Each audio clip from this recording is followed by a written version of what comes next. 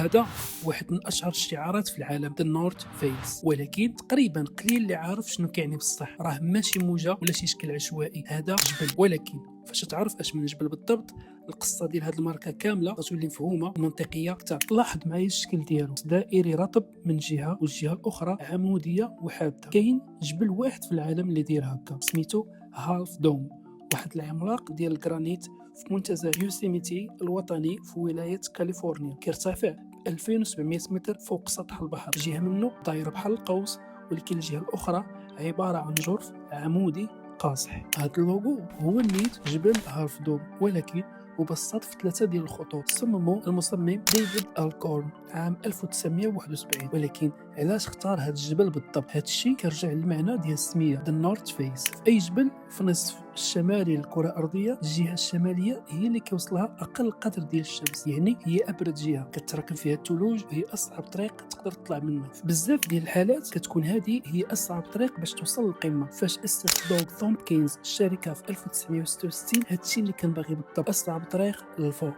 فكر فيها هكا، الا بغيتي تطلع للجبل عندك الاختيار، تقدر تاخذ الجهه المشمسه اللي سهله وباينه، ولا تقدر تاخذ الجهه الشماليه اللي مظلمه وعامره بالثلج وقليل اللي غيزام عليها. هذه الماركه تدارت للنوع الثاني ديال الناس. المثير للاهتمام هو ان اغلب الماركات كيفصلوا بين السميه واللوغو ديالهم، ولكن ذا نورث فيس ما داروهاش. الكلمات محطوطين نيشان حدا الجرف العمودي بالضبط فين كاينه الجهه الشماليه ديال جبل هالف دوم. اللوغو حرفيا هو الجهه الشماليه ديال هالف دوم. السميه والصوره والفلسفه كلهم حاجه واحده. الجميل في العمل انه راه قصه مخدومه بشكل ذكي، وحتى كيفاش التصميم كيدير خدمته الحقيقيه.